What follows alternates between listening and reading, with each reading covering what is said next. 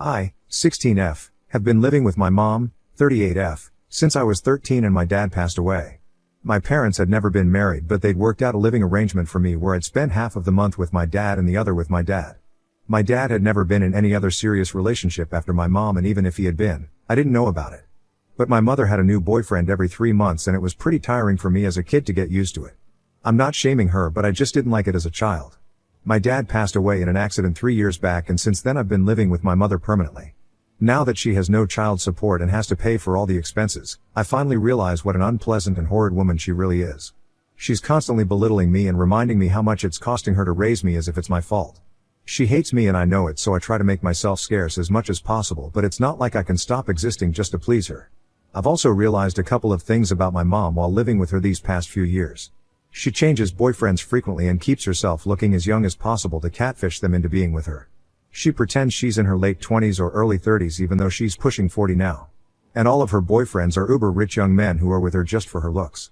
It's fair because she's also with them just for their money. Personally, I don't approve of this lifestyle at all, but I can't complain because this is what is easy for her, and realistically, a waitress can't afford the lifestyle that she wishes to lead. All I'm concerned about is that there's food on the table and that my tuition is paid consistently, that's all. So I keep to myself for the most part and have even taken up part-time jobs recently to make sure I don't have to rely on my mother all the time. A few days ago, I made a mistake and my mother kicked me out of her house. The mistake I'd made was also not even a big deal. I accidentally slipped up while her new boyfriend was visiting and told him that I was in my junior year when he asked me which year I was in. Yeah, I'm supposed to tell her boyfriends that I'm still in freshman year so that they don't think of her as old or whatever. That's the level of shallow my mom is. Her boyfriend didn't make a big deal out of it and didn't even seem to care, but after he left, my mom and I got into a huge fight which ended with her kicking me out. Not just kicked me out, but she actually told me that I was never allowed to come back and that I was on my own now. I couldn't even believe that she could be capable of such cruelty, but there it was. Luckily, I did have some friends and I decided to go over to my best friend's place for that one night, but ended up staying at their place. My best friend is my age and she's been my friend since kindergarten, so I knew that I could help her and her family to help me out. I also got all the emotional support I needed from them and was able to continue going to school because of them. I'm always going to be grateful for that. I was sad, but I was also seething about what my mother had done. I'd resented her for years after my dad died, and nothing I ever did was good enough for her. I guess she just wanted to get rid of me somehow, which is why she picked a stupid little fight with me so she'd have an excuse to kick me out. A teen daughter probably ruined her whole young and hot persona, and she was afraid she wouldn't be able to find new boyfriends to live off of once I started looking older. I still have a chubby face which makes it hard to guess my age, but that's not going to last forever, and I'm pretty tall as well, thanks to my dad's genes. She didn't want me around anyway, so my slip-up was just the excuse that she needed to throw me out. Unfortunately for her, I knew something about her that she'd kept trying her very best to hide. Her last boyfriend was the only one who'd lasted more than 5 months, and they seemed to be getting pretty serious. She'd been lying to him about her age as well, but he either didn't realize it or he didn't care, and the guy was head over heels in love with her, even though I could see it. He was pretty nice to me as well, and I so wished I could tell him to make a run for it so he could escape my mother because he seemed like a genuinely good guy. He must have been around 25 or 27, not older than that, and he was seriously loaded, which wasn't a surprise since my mom only went after rich guys. He was the heir to some company, I think. I thought my mom even planned on marrying him, but they broke up very abruptly and I didn't find out the reason until recently when I was going through my mother's messages. We share a laptop, so I often do check out what my mom's been up to. Yes, I'm well aware that that's an invasion of her privacy, but I really don't care. I get bored sometimes and like to remind myself from time to time what a horrible person my mother really is. Luckily, she treats her younger sister like her personal diary and tells her every little detail. They're both the same, vapid gold diggers, so she enjoys it too. So a few weeks ago, I was going through her texts and started reading about why exactly she and her ex had broken up. She mentioned that she'd taken 10 grand from her boyfriend to buy herself a new wardrobe and makeup, but she told him that the reason she needed 10 grand was because apparently I'd been in an accident and had to be operated on. She then refused to meet him for several weeks and started avoiding him, saying that she wanted to spend time with me and help me heal. Then, she broke up with him when he started saying that he wanted to see me. She claimed that he was overwhelming her and she needed her space, which is how she got rid of him. These are her words, not mine. I felt furious when I read all of that because her ex was such a good guy and this is how she'd treated him. Not only had she taken a crapload of money from him just to buy herself expensive new clothes and makeup, but she'd also lied to him and hadn't even bothered to give him a proper explanation for the breakup. I felt horrible and had half a mind to go and tell him about it, but I was afraid that my mother would find out somehow and would kick me out since she's always looking for an excuse to get rid of me. But now that I was out anyway, I didn't have anything to lose. So 2 days ago, I decided to head over to her ex-boyfriend's house after school and spill the beans on what my mother had done. I even had proof since I'd taken several pictures of her chats back when I'd found out, not knowing that I'd need to use it someday. I knew his address because I'd been to his place twice with my mother, so it wasn't difficult to find him. When he saw me at his door, he looked really confused but let me in nevertheless. I guess he was curious even though it seemed like he was doing well and had probably moved on. After a bit of small talk, I told him all about what I knew and even showed him the chats. I didn't know what he was going to do about this, but I'd hoped that he'd at least confront my mother. But at the time, he only thanked me for everything in a really quiet voice and said that he'd think about what to do. I was a little disheartened because I thought my mom would get off scot-free once more and went back home feeling like this was a huge waste of my time and energy. But today, I received several frantic calls from my neighbor, saying that her ex-boyfriend had shown up at her house with the police and she'd just been placed under arrest. I was really shocked because I didn't think that he'd actually do anything since he seemed like he'd given up. I guess I was wrong. My neighbors told me that my mom had told them to inform me and expected me to come down to the police station and help sort things out, but I'm not really interested in doing that, so I hung up. This is exactly what I wanted and I don't feel sorry for her in the slightest. Ida for helping my mother's ex-boyfriend get her arrested after she banned me from the house for one mistake. Update 1. My mom had been arrested a few days back and I'm guessing she's out on bail or something. I haven't really checked up on her because like I said, I really don't care. My aunt, my mom's sister, did make it a point to try and make me feel guilty for the way I'm acting right now, but if anything, it just makes me feel like I'm doing the right thing. She sent me several long texts talking about how I'm an ungrateful brat and that my dad would be ashamed of me if he had been alive. That woman didn't even know my dad well, she'd probably met him once or twice in her entire life, so she was just trying to get me all emotional. I think she's also figured out that I must have been the one who sent those screenshots to my mom's ex because she said that I'd sold out my own mother over something so petty. I don't think literally kicking me to the curb just because I told her new BF my real age is not something petty.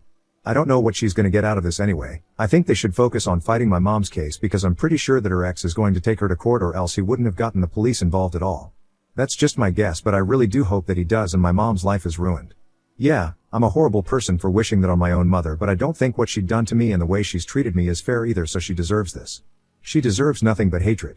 I'm just glad that all her sins are catching up to her and now she'll have to pay for it all. In the literal sense, too. I can't believe that I even let so many things slide just because I needed to live with her. In a way, I'm glad that she decided to kick me out because my best friend's parents are actually thinking about adopting me. I'm over the moon about this and so is my best friend. I already pretty much consider her a sister, so this is perfect. I'm just hoping my mother doesn't put up a fight when I have to ask her to sign her parental rights away. Update 2. My mom's out on bail and I guess her ex is indeed suing her. She was waiting for me right outside school today and demanded to speak to me in person. I didn't want her to embarrass me in front of my friends, so I agreed to speak to her. She immediately started saying all the crap that her sister had been saying to me, accusing me of being ungrateful and selfish. And then she said that she wanted me to tell her ex that I'd made up that whole story and that those screenshots had been photoshopped by me to get her in trouble. She even suggested that I take some pictures of myself with my arm in a sling so she could convince him that the accident had really happened. I was speechless that she still had the audacity to demand that I lie and cover up for her after she'd ruthlessly kicked me out of her house. She didn't deserve my sympathy in the slightest, and I honestly thought that getting embarrassed at school would have been better than speaking to her. I shouldn't have talked to her at all, but what's done was done, so I decided to be a little sneaky and said that I'd only do as she said if she agreed to let my best friend's parents adopt me and gave up her rights as a parent. Just as I'd thought, she agreed to it without missing a beat and even seemed happy about it. I felt a little upset that she was so thrilled to finally get rid of me, but honestly, I'd seen this coming. I knew this was going to happen someday or the other. I'd always known that my mother hated me, and even before my dad passed away, she'd only wanted me to stay with her so that she could continue taking child support from my dad. I'd always tried to win her approval so that she loved me, but all she cared about was her boyfriends and her looks. It frustrated me to no end as a kid and still does. She shouldn't have chosen to have me at all if she didn't feel ready to become a mother, which she clearly isn't. She didn't want to be a mom back then and she still doesn't, which is pretty obvious as you guys can all conclude from whatever I've shared here. I'm just happy that now at least I'll have a family who's genuinely happy to have me.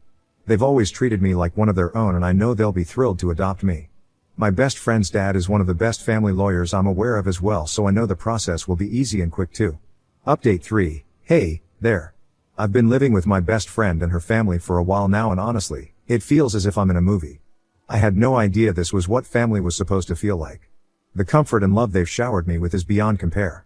My dad, while he was alive, would always go out of his way to remind me that I was loved every time I came back from my mother's place, because I think he could sense that something was off, even though I always made sure that I didn't let it show. Back then, I used to think that my mother would love me someday in spite of all the signs that said otherwise, so I wanted to continue visiting her but would be disappointed every single time. And every single time, my dad would try his best to put those broken pieces of me back together and make me feel like myself again. After his death, There was no one who'd do that for me except for my best friend, but we'd only meet at school and sometimes on the weekends. But now, I feel like I've found a new family. One that my father would love for me to be a part of, and I'm going to make sure that it happens.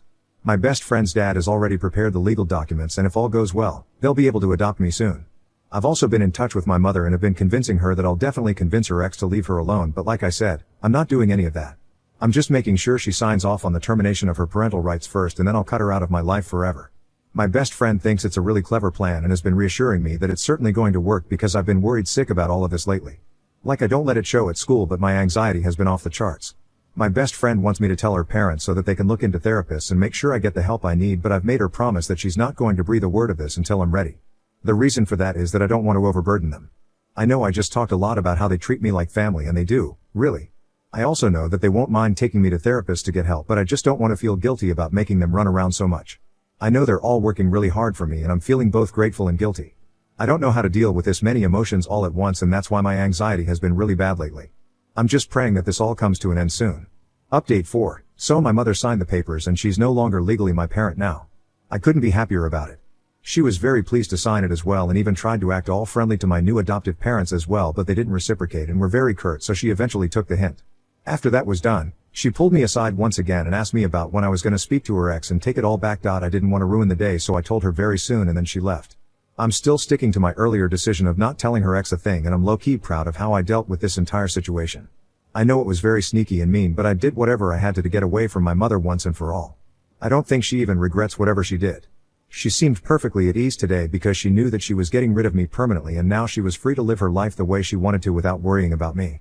It still stung, but I knew now that this wasn't my fault. I could have been the best goddamn daughter on this planet and she still wouldn't have wanted me, so I was okay. At least I have people who truly want me by my side now, so I'm not losing out on anything. And I get to live with my best friend permanently. I guess she's my sister now for real, and it still feels so weird. I can't believe I have a whole new family, and even though it's just 2 years until I turn 18, I still want to make the most of it. After we came back home that day, we decided to celebrate with a cake and takeout from my favorite restaurant, which was the perfect end to a perfect day. I can't wait to spend the rest of my days with the family that chose me. Update 5. Hey, guys. I'd thought that the last update would be the last update, but I'm back again because something pretty messed up happened recently. So after my mother had signed the papers, I blocked her everywhere because I didn't want to keep in touch, and I definitely didn't want her to be able to have any access to me. For a couple of days, things were pretty normal and I didn't hear from her. Then out of the blue, I received an email from an email address I didn't recognize that reminded me to stick to my words and stay true to my promises. I knew instantly that it had to be my mother, because who else would do something like this? I ignored it, but then she started texting me and calling me from other numbers as well to convince me. I wanted to tell my parents. Still feels weird to say that, but I'm trying to get used to it. But I was scared because this would also mean that I'd have to explain what I'd promised my mother in exchange for her to sign the papers without much of a fuss. I didn't know how they'd take that, so I decided to keep it to myself, but then, just a few days back, my mother paid me a visit at school. After school, my best friend and I were supposed to walk home, but I saw her waiting right outside and she looked pissed. I didn't know what to do then and ended up having an anxiety attack right there. My mother's reappearance meant bad news, and I didn't want to deal with that just now. I couldn't think of what to do, and I was especially scared of disappointing my new family with my sly little stunt, so I ran back inside the school building while my best friend chased after me. I locked myself in the janitor's closet and refused to come out, and I think I must have accidentally passed out because of sheer panic, because the next thing I remember is being carried out of the closet by my best friend's dad while she, her mom, and the principal looked on. By the time I got home, it was dark and I was told to go to sleep. They didn't sound mad, but they didn't sound happy either, so I was really nervous, but I did manage to fall asleep after a while because I was mentally exhausted. The next day, after I woke up and had breakfast, my family sat me down and told me that my best friend had told them everything, and they reassured me that they weren't mad at me but were concerned. I was actually kind of relieved that it was all out in the open now, because I was tired of keeping secrets. Thank goodness my best friend decided that my well-being was more important than keeping our secrets and decided to spill, because, after that, we decided to file for a restraining order against my mother. They told me that they didn't think it was wrong of me at all to try and manipulate my mother into getting my way. In fact, they even thought that it was kind of clever since I'd just beat her at her own game and she couldn't do anything about it now. So I was happy that they weren't disappointed by what I'd done. Anyway, we filed for a restraining order against my mother, and hopefully, I'll be able to get the longer one because I don't want her around me ever again. She's always had bad vibes and will continue to be that way. I've had enough of her. We're also looking into therapists around us because I have a lot of emotions to deal with, given my past. And I'm happy that I'm finally getting the help that I need. I'll always be grateful to my best friend and my new family for reminding me what love and family mean once more, and I bet my dad would love this for me, too. Now on to the next story. Story 2.